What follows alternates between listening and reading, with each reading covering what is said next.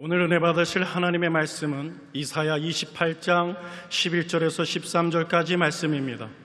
이사야 28장 11절에서 13절까지 말씀을 다 같이 봉독하시겠습니다. 그러므로 덧없는 입술과 다른 방언으로 그가 이 백성에게 말씀하시리라.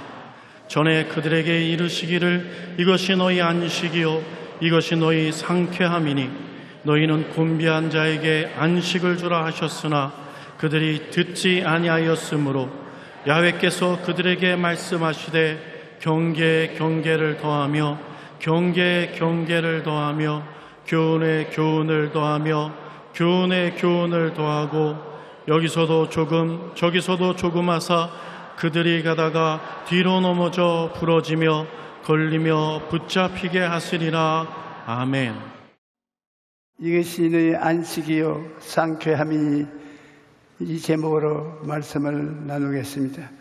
사도 바울은 방언에 대해 가르치면서 이사야의 말씀을 인용합니다. 사람들은 자기가 사용하는 언어가 아닌 다른 지역의 언어는 알아듣지 못합니다. 그와 마찬가지로 성령의 은사의 방언 역시 하나님과 교통하는 언어로서 사람들은 알아들을 수 없습니다.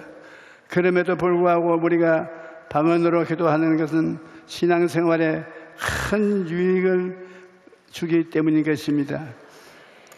아담이 불순종으로 인해 모든 인간이 무거운 짐을 진 채 살아가고 있습니다. 온 세상이 저주에 처한 것은 아담의 잘못된 생각 때문입니다. 로마서 5장 12절에 그러므로 한 사람으로 말미암아 죄가 세상에 들어오고 죄로 말미암아 사망이 들어왔나니 이와 같이 모든 사람이 죄를 지었으므로 사망이 모든 사람에게 이르렀느니라고 말씀하고 있습니다.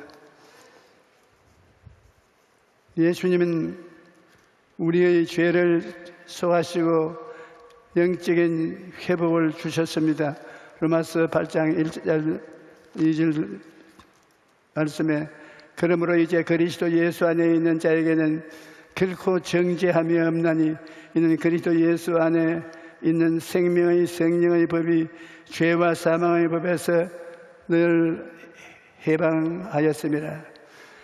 우리 삶을 앞뒤에서 응원하고 돌봐주신 분이 바로 우리 주 예수님이십니다.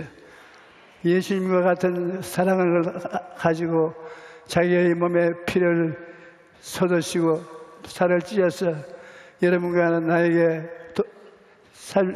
살림을 주신 신은 역사상에 없었습니다. 예수님께서만이 하나님 아들로서 이 세상에 오셔서 우리 죄를 소화하시고 영적인 회복을 주셨습니다. 로마서 8장 1절 2절에 보면 그러므로 이제 그리스도 예수 안에 있는 자에게는 결코 정죄함이 없나니 이는 그리스도 예수 안에 있는 생명의 성령의 법이 죄와 사망의 법에서 너를 해방하였음이라고 말하고 있는 것입니다. 영적인 회복뿐 아니라 몸과 마음도 치료하여 주셨습니다. 베드로전서 2장 24절에 친히 나무에 달려 그 몸으로 우리 죄를 담당하셨으니 이는 우리로 죄에 대하여 죽고 의에 대하여 살게 하려 하심이라. 그가 채찍에 맞음으로 너희는 나음을 얻었나니. 우리가 성경 말씀을 확실히 붙잡으면 지금보다 훨씬 큰 자유를 얻을 수가 있습니다. 예수 그리스도께서 친히 나무에 달려 몸으로 우리 죄를 담당하였으니 이는 우리로 죄에 대하여 죽고 의에 대하여 살게 하려 하심이라. 제가 채찍에 맞음으로 너희가 병에서 나음을 얻었다고 말하고 있습니다.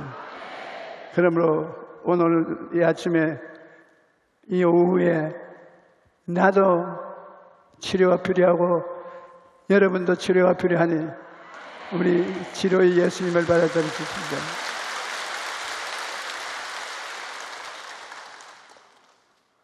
우리는 기도를 통해 주님의 도우심을 받을 수가 있는데 기도에는 일상의 언어로 드리는 기도가 있는가 하면 방언으로 드리는 기도가 있습니다.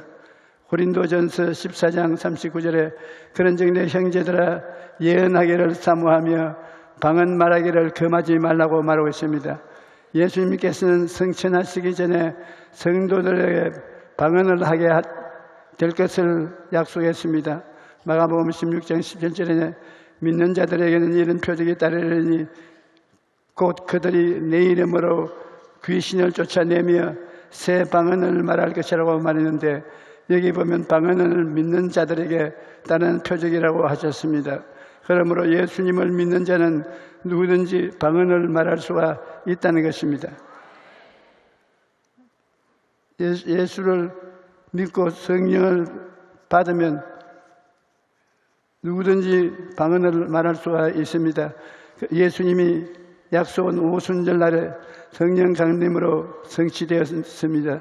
사도행전 2장 1절로 4절에 오순절 날이 이미 이름에 저희가 다 같이 한 곳에 모였더니 호련히 하늘로부터 급하고 강한 바람 같은 소리가 있어 저희 온 집에 가득하며 불의 혀같이 갈라지는 것이 저희에게 보여 각 사람 위에 임하여 있더니 저희가 다 성령의 충만함을 받고 성령이 말하게 하심을 따라 다른 방언으로 말하기를 시작하니라.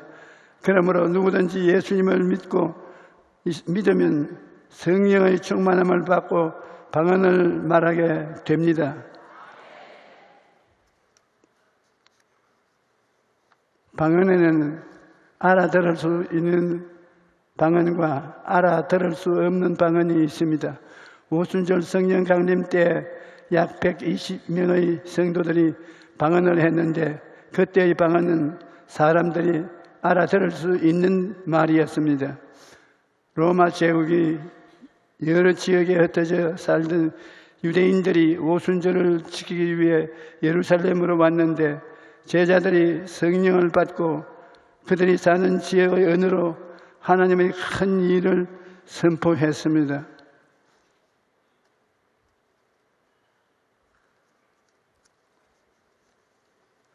사도행전 2장 5절로 8절에 그때 경건한 유대인들이 천하 각국으로부터 와서 예루살렘에 머물러 있더니 이 소리가 나매 큰 무리가 모여 각자 자기의 방언으로 제자들이 말하는 것을 듣고 소동하여 다 놀라 신기하게 여겨 이르되 보라, 이 말하는 자들이 다 갈릴리 사람이 아니냐.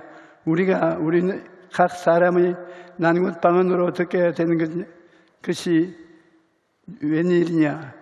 제자들은 외국어를 배운 적이 없습니다. 그럼에도 불구하고 성령이 말하게 하심을 따라 각 나라 방언을 하게 되므로 그 나라에서 온 사람들이 아주 기절할 정도로 놀랐습니다.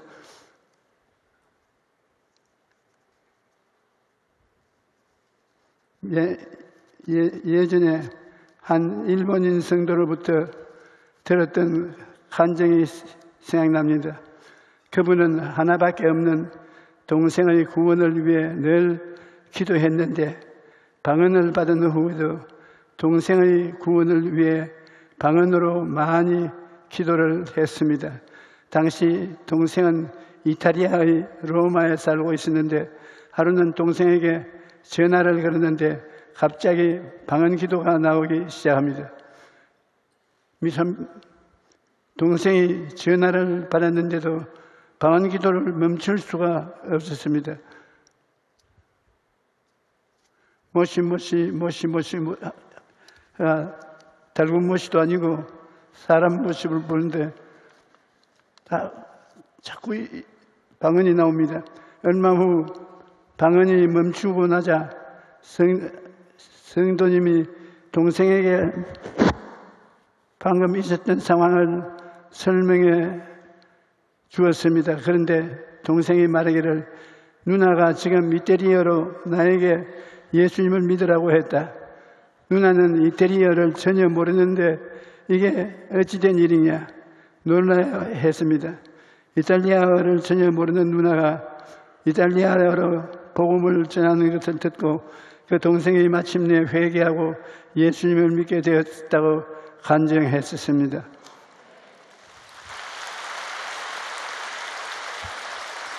또 사람들이 알아듣지 못하는 방언도 있습니다.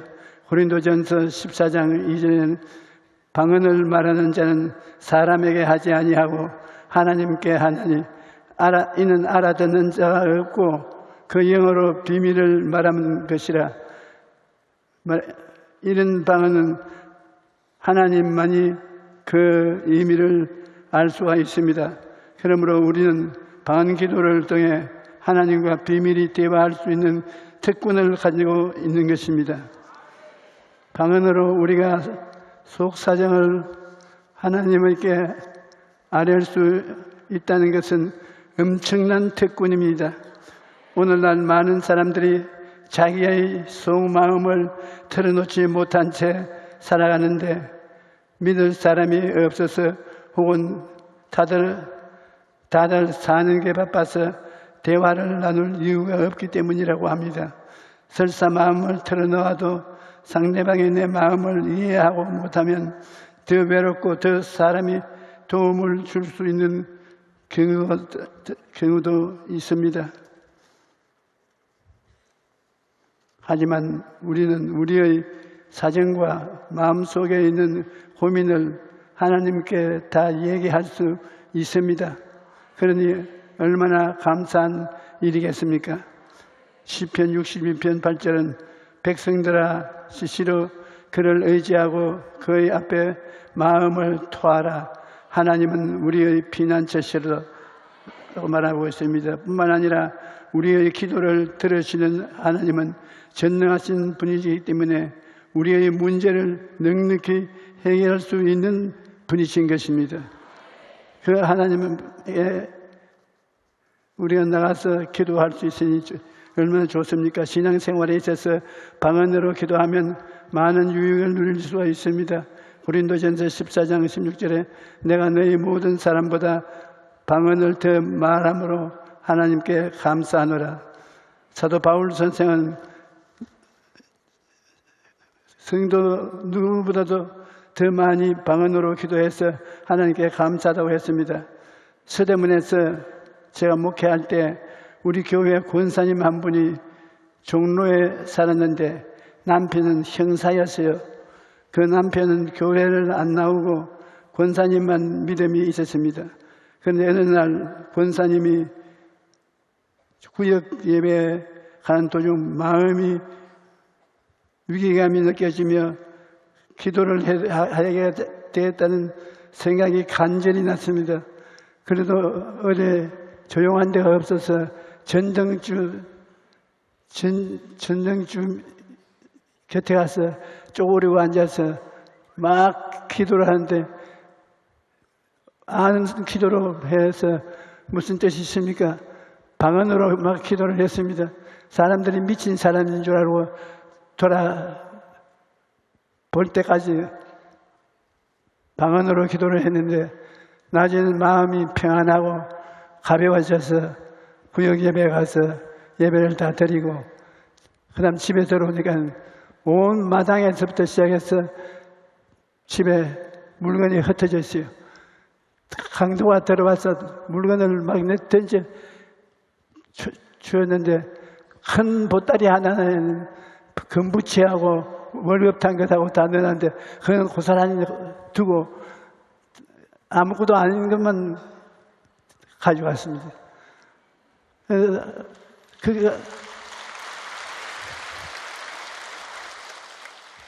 금부치나 돈을 훔치려고 할 때 그때 방언을 해야 하나님 냈다 기도를 했는데 하나님이 눈을 가려보니까 보고도 못 가져갔습니다.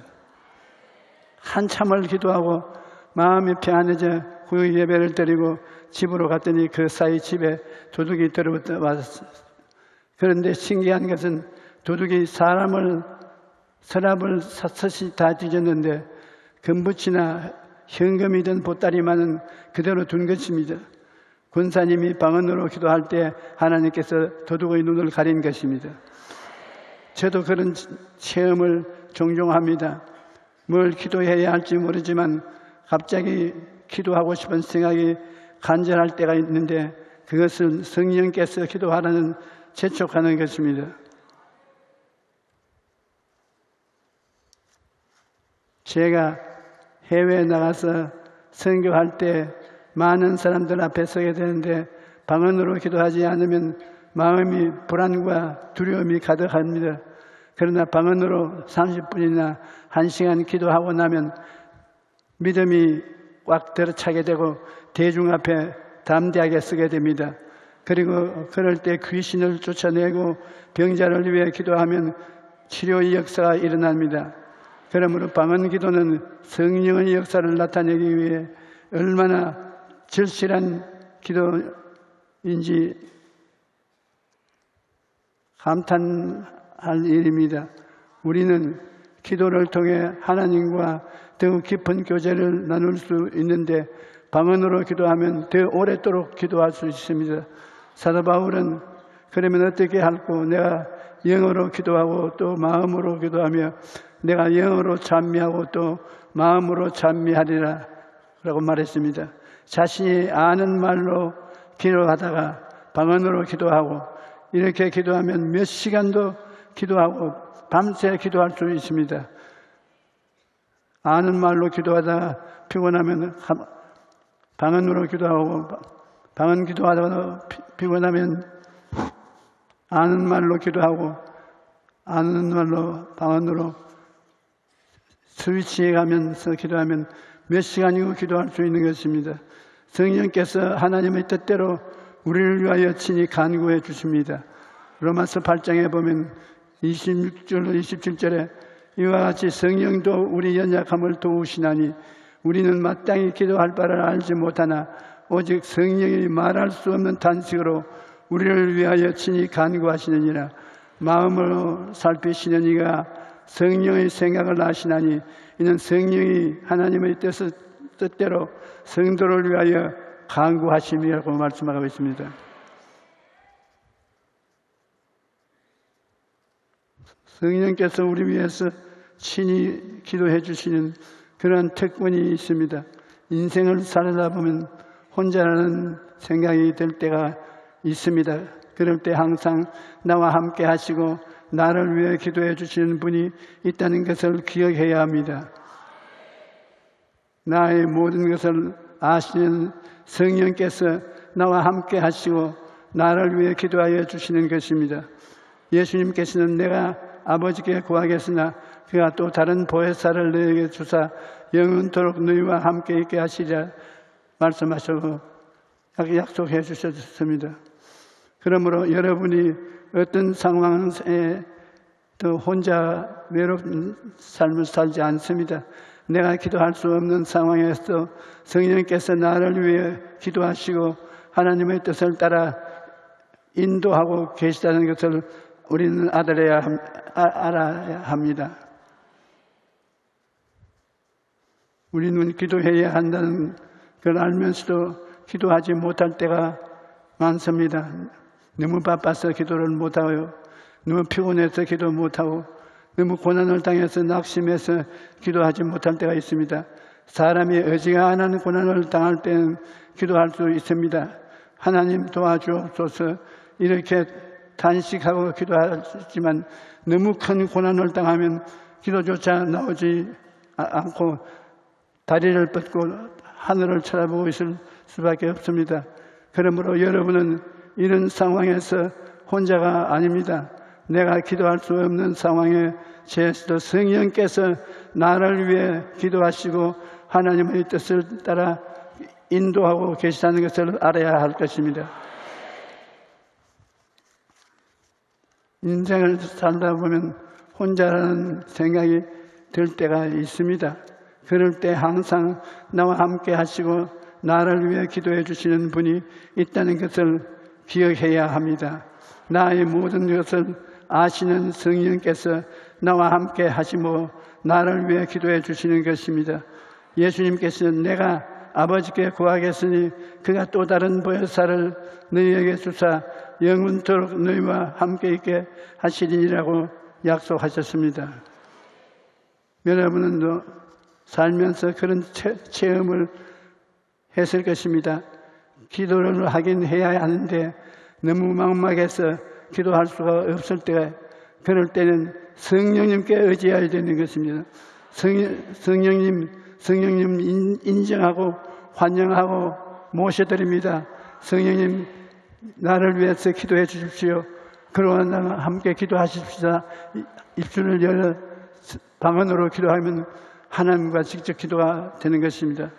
로마서 8장 26절에 보면 이와 같이 성령도 우리 연약함을 도우시나니 우리는 마땅히 기도할 바를 알지 못하나 오직 성령이 말할 수 없는 탄식으로 우리를 위하여 친히 간구하시느니라.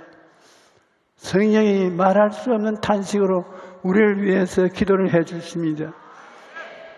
성령님을 의지하고 방언으로 간절히 기도하면 성령께서 우리를 위해 친히 간구하는 것, 기도를 해 주시는 것입니다.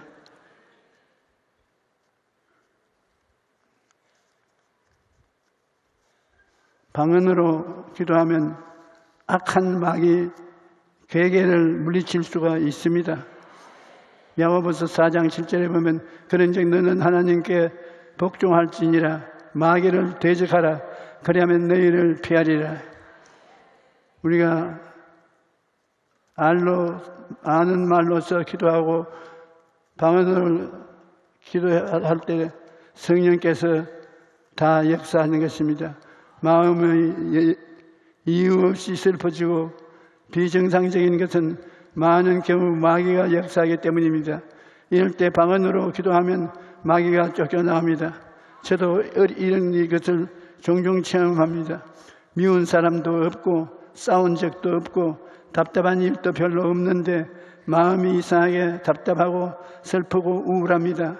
그래서 하나님, 제 마음이 왜 이렇습니까? 하고 기도하면 방언 기도를 하라. 그렇게 하나님 말씀하십니다. 그러면 마음을 열어놓고 방언으로 기도해서 하나님, 제 마음이 하나님 앞에 문을 열어놓았습니다. 하나님이 너희 짐을 내가 맡았다. 그렇게 말씀합니다. 그래서 방언으로 한참 기도하다 보면 귀신이 하나 둘 떠나가고 마침내 마음이 평안해져 조용해지는 것을 느낄 수가 있는 것입니다. 사람의 도움에는 한계가 있습니다. 첫째, 사람은 늘 함께 있어 주지 못합니다. 그러므로 항상 도와줄 수 없습니다. 또 사람의 능력에는 한계가 있습니다. 그래서 도와주고 싶은 마음이 꿀뚝같이 있어도 도와줄 수 없을 때가 많습니다. 하지만 성령님은 다릅니다. 성령님은 항상 우리와 함께 하시며 전능하신 분이시기 때문에 우리에게 가장 완벽한 도움을 주실 수가 있습니다. 성령님은 보혜사라고 부르는데 이는 좀 돕기 위해 옆에 와 계신 분이라는 말입니다. 보혜사라는 말은 하나님께 보내심을 받아 도움을 위해서 항상 같이 계신 분이라는 것입니다. 여러분, 보혜사라는 말을 참 중요하니 한번 따라 말씀하십시오. 보혜사는 하나님께로부터 보내심을 받아 항상 나와 같이 계신 자. 이 보혜사가 오늘 이 자리에 함께 계십니다. 박수로 환영하십니다.